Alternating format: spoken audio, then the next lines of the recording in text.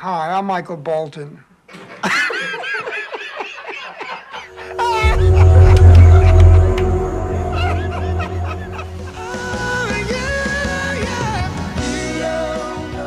Iniidolo siya ng napakaraming Pinoy. Kahit nga napakataas ng kanyang mga kanta, ay palagi pa rin itong present sa mga videoke o di kaya'y sa mga singing contest. Ang tao sa likod ng mga hit songs na Said I Love You But I Lied, Go the Distance, at How Am I Supposed to Live Without You,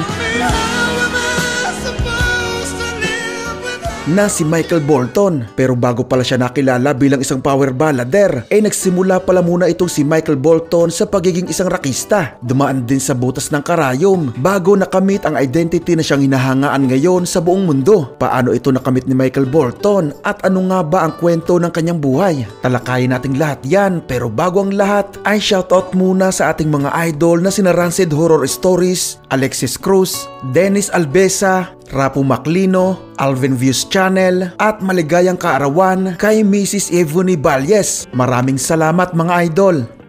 Michael Bolotin. Ito talaga ang totoong pangalan ni Michael Bolton, isang Russian-American na isinilang noong February 26, 1953 sa New Haven, Connecticut. Lumaki si Bolton sa pamilya ng mga Hudyo na mayroong matinding paniniwala at mga patakarang sinusunod. Pinag-aral si Michael Bolton sa isang Hebrew school, ngunit dahil nga sa kanyang kapilyuhan ay madalas siyang napag-iinita ng kanyang mga guro. May isang pagkakataon pa nga na muntika na siyang hindi pa uwiin ng kanyang guro dahil sa kanyang hilig sa paggawa ng mga kalokohan, at dahil nga tila wala itong kalayaan sa kanyang gustong gawin, hindi nga kinaya ni Michael Bolton ang mahigpit na pamamalakad sa school na yon. Kaya naman nung tumungtong siya sa edad na 12 taong gulang, nilisan niya na ang naturang paaralan. Pero syempre nanatili pa rin siyang isang Jewish at naging isang bar mitzvah pa nga sa edad na 13.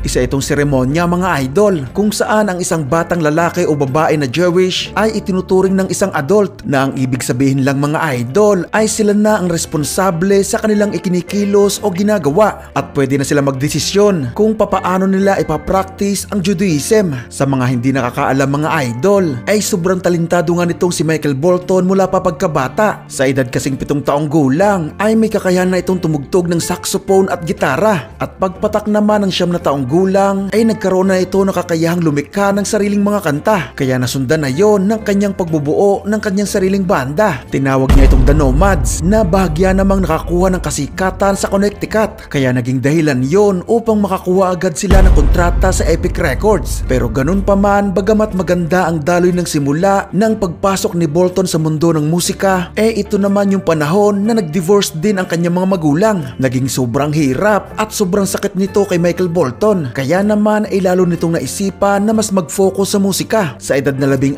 na taong gulang nag-drop out na siya sa school upang maging isang full-time na musician, at bagamat lumaki siya sa pakikinig ng blues, mas nakahiligan at mas nag-focus nga si Bolton sa hard rock at sa heavy metal. Kaya naman sa mga sumunod na 8 taon ay ito na ang kanya naging genre kapag nagtatanghal sa mga bar at mga clubs. At dahil nga sobrang talentado at sobrang ganda rin naman talaga ng boses ni Michael Bolton, agad din siyang na-discover ng RCA Records, na i-release niya dito ang kanyang debut album na Michael Bolotin noong June 1975 at pangalawang album na Everyday of My Life noong taon ng 1976. Pero kasama ang palad mga idol ay hindi nga ito sumikat, kaya nang matapos ang kanyang kontrata sa RCA Records noong 1979 ay naging bukalista naman siya ng heavy metal group na Blackjack. Nakapag-release sila dito ng ibang singles at nabigyan pa ng pagkakataon na makapag-opening act sa mga tours ni Ozzy Osbourne. Pero sobrang ilap talaga ng swerte kay Michael Bolton nung panahon na yon, dahil hindi pa rin sila nakakuha ng success at kaunting kasikatan. Dito siya nakaramdam ng kawalan ng pag-asa, na naging dahilan nga para umalis ito sa kanyang banda. Sa mga panahon na yung kasi mga idol,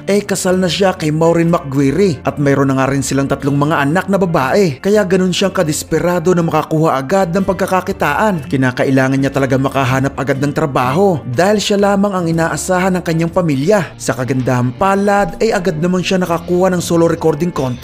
Nabigyan siya ng pagkakataon sa Columbia Records at agad ding nakapag-release pag-release ng ilang mga kanta. Yun na rin yung mga panahon mga idol na ginawa niya ng Bolton ang kanyang apelyido. Bagamat hindi man nag-succeed ang kanyang self-titled album ng Michael Bolton noong 1983, kahit naman papaano ay nakapasok naman sa US Billboard Hot 100 ang kanyang single na Fool's Game.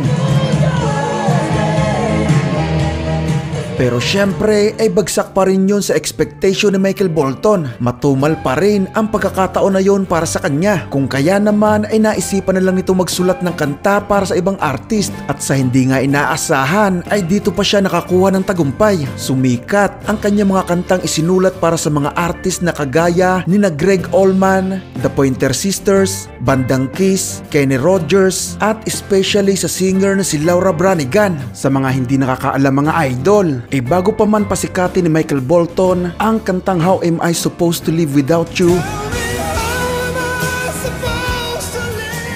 nauna na itong i-record ni Laura Branigan noong 1983.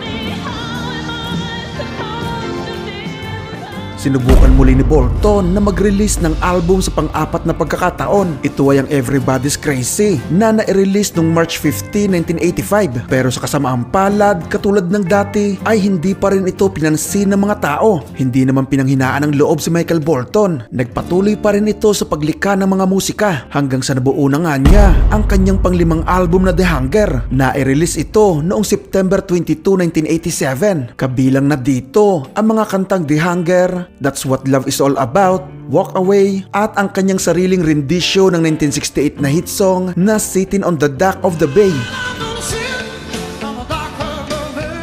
Kapansin-pansin na nga noong panahon na yon na unti-unti nang binabago ni Michael Bolton ang kanyang musical style. Dahil mula nga sa pagiging rockista ay mas nag-focus na siya sa mga ballads na siya namang agad na bumenta sa mga tao. Lalong-lalo na noong tuluyang i-release ni Michael Bolton noong 1989 ang kanyang version ng kantang How Am I Supposed to Live Without You. Dahil pumalo ito agad sa number 1 ng Billboard 100, at doon na nga narinig ng buong mundo kung gaanong ka-powerful ang vocals ni Michael Bolton. Kaya naman hindi na nakapagtataka na sa kanya ay ginawad ng Grammy Awards ang Best Male Pop Vocals Performance noong taon ng 1990. At mula nga noon ay naging certified na superstar na ang napakatalentadong si Michael Bolton. Katunayan ay pumalo nga sa 6 times platinum ang kanyang pang-anim na album na Soul Provider na na-release noong June 19, 1989. At dito na nga kabilang ang awiting How Am I Supposed to Live Without You at 3 pang mga kanta na pumasok lahat sa top 10 ng Billboard 100. Ang nakakahanga pa mga idol ay tumigil ang album na ito sa Billboard 200 ng halos 4 na taon. Sinundan pa ito ng pang-7 album na Time, Love and Tenderness noong April 23, 1991 na naging pinakamalakas niyang album na bumenta lang naman mga idol ng 16 na milyong kopya sa buong mundo. Kabilang dito ang mga singles na Love is a Wonderful Thing, Time, Love and Tenderness, Missing You Now, at When a Man Loves a Woman. Nag-hit din at bumenta pa ng mahigit sa 7 milyong kopya sa buong mundo ang sumunod na album na Timeless The Classics na naglalaman ng mga cover songs kung saan kabilang ang To Love Somebody ng The Bee Gees. Ganun pa man mga idol, katulad nga ng ibang artist na namamayagpag ang kasikatan, hindi nga nakaligtas itong si Michael Bolton sa mga kontrobersya. Sa taon din kasing yun ng 1992 ay idinimanda siya ng The Isley Brothers dahil ang sumikat umano na kanta ni Michael Bolton noong 1991 na Love is a Wonderful Thing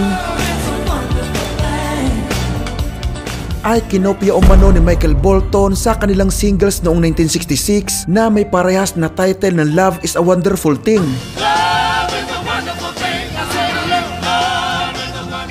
At dahil talaga namang may pagkakahawig ang dalawang kanta, hindi na nakapagtataka na kinampihan ng korte ang The Isley Brothers. Napilitan si Michael Bolton na ibigay sa mga ito ang kinita ng kanyang kanta na hindi bababa sa 5 milyong dolyar. At isa nga ito mga idol sa mga itinuturing na largest award ng plagiarism sa kasaysayan ng musika. Maging ang awiting How Am I Supposed to Live Without You ay pinagtangkaan ding akuin ng isang songwriter na dating humahawa kay Laura Branigan. Buti na lang mga idol idol ay hindi ito nagtagumpay dahil mabilis na nakuha ni Bolton ang panig ng korte. Kung iisipin natin mga idol ay sobrang laking abala nito kay Michael Bolton lalo na at nasa tugatog siya ng kasikatan sa kanyang karera. Pero habang nangyayari nga ang mga laban sa korte ay nakapaglabas pa rin ito ng album na The One Thing noong November 16, 1993 at andito nga ang isa sa pinakasumikat niyang kanta na Said I Love You But I Lied.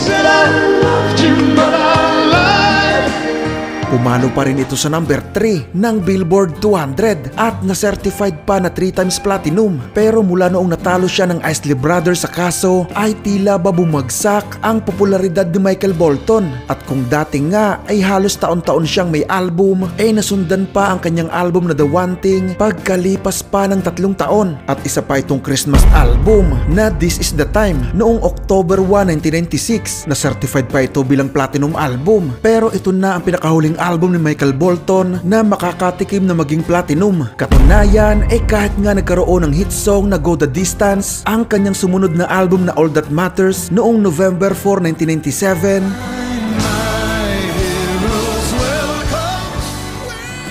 ay na-certified na lang din ito bilang gold album. At kahit nga hindi nawala si Michael Bolton sa industriya ng musika hanggang sa kasalukuyan, hindi na rin niya naibalik pa ang dati niyang popularidad. Pero kitang kita sa kanya mga idol ang kanyang pagmamahal sa musika dahil kahit nga hindi na masyadong kumikita nakapaglabas pa rin ito ng 13 pang mga studio albums. Ang My Secret Passion noong 1998, Timeless The Classic Volume 2 noong 1999, Only Woman Like You noong 2002, Vintage noong 2003, Till the End of Forever noong 2005, Bolton Swing Sinatra noong 2006, One World One Love noong 2009, Gems The Duets Collection noong 2011, Ain't No Mountain High Enough noong 2013, Songs of Cinema noong 2017, A Symphony of Hits noong 2019 at 2 album na Spark of Light at Christmas Time noong 2023. Pero ganun pa man ang nangyari mga idol ay hindi naman maitatanggi na kinikilala pa rin si Michael Bolton na isa sa pinakatalentadong music artist sa kasaysayan. Hindi masusukat ang napakalaking ambag nito sa musika at bukod nga sa mga award na natatanggap ni Michael Bolton sa musika ay nakatanggap na rin siya ng samot-saring mga award nang dahil naman sa kanya mga kawang gawa. Miyembro kasi ito ng napakaraming mga charity organizations. Kaya bukod sa kanya mga napaka-timeless na mga kanta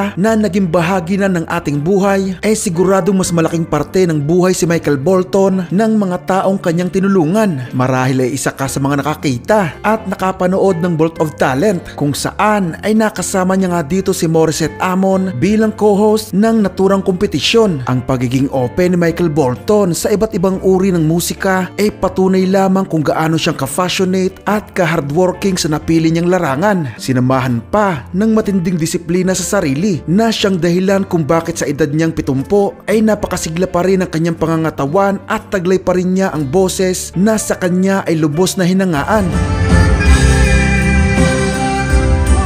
Pero nitong January 2024 ay inanunsyo ni Michael Bolton ang pagkansila ng kanyang mga tours ngayong taon dahil kailangan niya ng sapat na panahon para makarecover. Inamin nito sa mga fans na noong December 2023 ay na-diagnose siya sa pagkakaroon ng brain tumor na kinailangan ng agarang operasyon. Naging matagumpay naman mga idol ang naturang operasyon at sa ngayon ay nagpapahinga pa rin ito at nangakong babalik kapag 100% ready na ulit ang kanyang pangangatawan. Hindi pa umano niya nararamdaman na kailangan niya ng tumigil sa pagbabahagi ng kanyang musika. Pero para sa akin mga idol ay nagkakaroon din ng mabuting bunga ang pangyayari na ito sa kanyang kalusugan dahil bukod sa pagkakaroon ito ng sapat na oras para makapahinga mula sa mahabang panahon na iginugol niya sa kanyang karera, inamin naman ito na mas nag-i-enjoy siya ngayon sa buhay na kasama ang 3 mga anak at 6 na mga apo. Dahil balutin man natin mga idol ng awards, kayamanan at kasikatan ng ating buhay wala pa ring masasaya sa piling ng ating sariling pamilya. Sa edad ni Michael Bolton ngayon na 71 taong gulang, siguradong makakabalik pa ito sa pagbabahagi at pagpaparinig ng kanyang mga musika. Sa kabuuan mga idol ay nagkaroon si Michael Bolton ng 26